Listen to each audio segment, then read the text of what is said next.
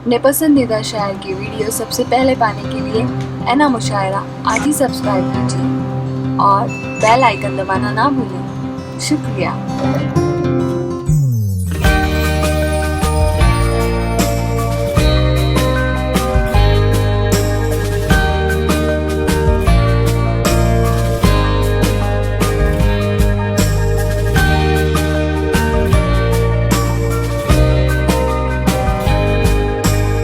رہا ہے ہمارے ضلع سدھارتھ نگر کے ایک انقلابی لب و لہجے کے شاعر جو اکثر لیٹ ہو جایا کرتے ہیں، کبھی ٹریفک میں پھنس جاتے ہیں اور کبھی کہیں اور جی تو فکر و نظر کے پھول کو پتھر بنا لیا، فکر و نظر کے پھول کو پتھر بنا لیا، لفظوں کو رنگے خون کا منظر بنا لیا، بکھری ہوئی تھی چاروں طرف قاتلوں کی بھیڑ، نو کے قلم کو ہم نے بھی خنجر بنا لیا۔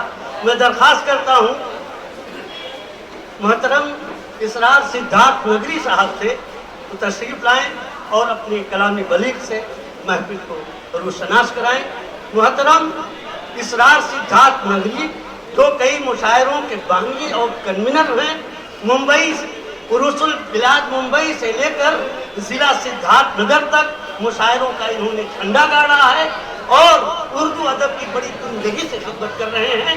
میں درخواست کرتا ہوں کہ اس نوجوان شاعر کا آپ زوردار تالیوں سے استقبال کریں۔ محترم اسرار سدھارتھ۔ السلام علیکم، بہت بہت شکریہ نسیم پیدی صاحب۔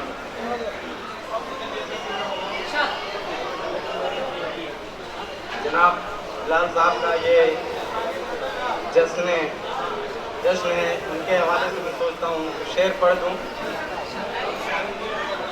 ایک معصوم پیاری سی لخت جگر، ایک معصوم پیاری سی لخت جگر، ایک معصوم پیاری سی لخت جگر، چھوڑ کر آئی ہے اپنے بابل کا گھر، چھوڑ کر آئی ہے اپنے بابل کا گھر۔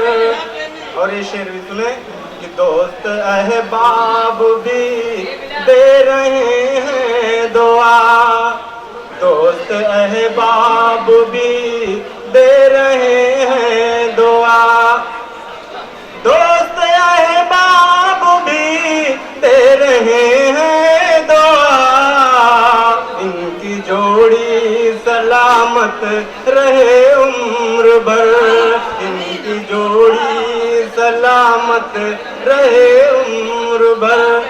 آخری میں ایک دعائیہ کلام۔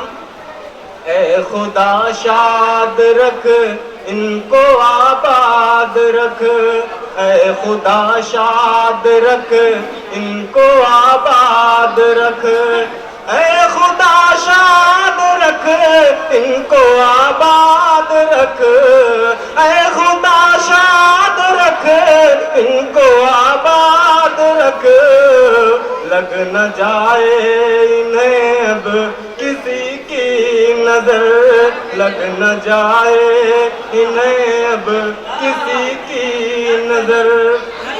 بہت بہت شکریہ۔ ہندوستان کے حوالے سے 4 مصرے حاضر کرتا ہوں، ملاحظہ فرمائیں۔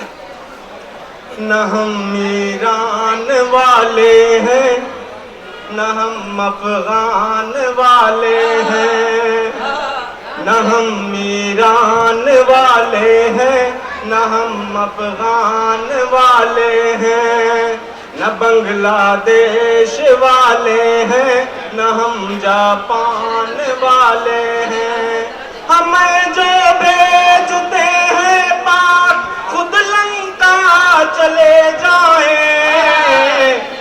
چوتھا مصرع آپ سب کی دعائیں مانگتا ہے۔ ہمیں جو بھیجتے ہیں پاک خود لنکا چلے جائیں، ہمیں تو فخر ہے کہ ہم بھی ہندوستان والے ہیں، ہمیں تو فخر ہے کہ ہم بھی ہندوستان والے ہیں۔ 4 مصرے اور ہندوستان کے حوالے سے۔ پڑھ لکھ کر تم میں سے چمکنا چاند بن جانا، پڑھ لکھ کر تم میں سے چمکنا چاند بن جانا، دیش کے ویر جوانوں سا اولاد بن جانا، دیش کے ویر جوانوں سا اولاد بن جانا، ماں یہ نصیحت کرتی ہے، ماں یہ نصیحت کرتی ہے کہ بزدل نہ بننا بیٹا، ہندوستان کے خاطر تم آزاد بن جانا، ہندوستان کے خاطر تم آزاد بن جانا۔ دوستو یہ غزل کا مطلب 2-3 شعر حاضر کرتا ہوں، ملاحظہ فرمائیں۔ آنکھیں بھی برسی بہت اور دل بحالی ہو گیا، آنکھیں بھی برسی بہت اور دل بحالی ہو گیا، وہ گئے تو یوں لگا کہ شہر خالی ہو گیا، آنکھیں بھی برسی بہت اور دل بحالی ہو گیا، وہ گئے تو یوں لگا کہ شہر خالی ہو گیا۔ اور ایک سچا شعر حاضر کرتا ہوں، ملاحظہ فرمائیں۔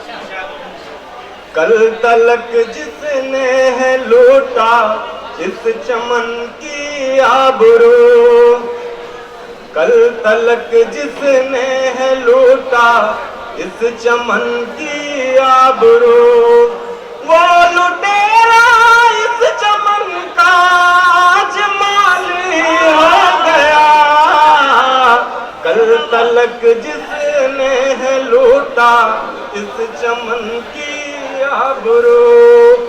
اور ایک سچا شعر اپنے قوم کے حوالے سے، ہم تو سچ سچ بول کر بھی نہ ہوئے سچے مگر، ہم تو سچ سچ بول کر بھی نہ ہوئے سچے مگر، جس نے ہر دم جھوٹ بولا وہ مثالی ہو گیا، ہم تو سچ سچ بول کر بھی نہ ہوئے سچے مگر۔ اور یہ شعر بھی بطور خاص سنیں کہ میرے آنگن میں بھی لگتے تھے امیری کے شجر، میرے آنگن میں بھی لگتے تھے امیری کے شجر، آئی پر مجھے میں تکبر تو سوالی ہو گیا، میرے آنگن میں بھی لگتے تھے امیری کے شجر۔ اور مقطع کا شعر سنیے کہ ایک حاکم نے کیا اصرار کچھ ایسا کرم، ایک حاکم نے کیا اصرار کچھ ایسا کرم، کہ ہاتھ خالی جیب خالی پیٹ خالی ہو گیا، ایک حاکم نے کیا اصرار کچھ ایسا کرم۔ بہت بہت شکریہ دوستو، چونکہ وقت کافی ہو چکا ہے اور اس مشاعرے کے کنوینر فاضل دوست شفیق الایمان صاحب کی طرف سے یہ حکم ہوا ہے کہ اس مشاعرے کے اختتام کا اعلان کیا جائے، تو میں آپ تمام حضرات کا تہہ دل سے شکریہ ادا کرنا چاہتا ہوں کہ آپ نے اپنے قیمتی اوقات میں سے کچھ وقت اردو ادب کے نام پر اس مشاعرے کو عطا کیا اور حاضر مشاعرہ ہوئے، شعراء کی حوصلہ افزائی فرمائی اور اردو ادب سے روشناس ہوئے۔ انشاءاللہ العزیز یوں ہی مشاعرے منعقد ہوتے رہیں گے اور آپ کی حاضری کے ہم متمنی رہیں گے۔ السلام علیکم ورحمۃ اللہ وبرکاتہ۔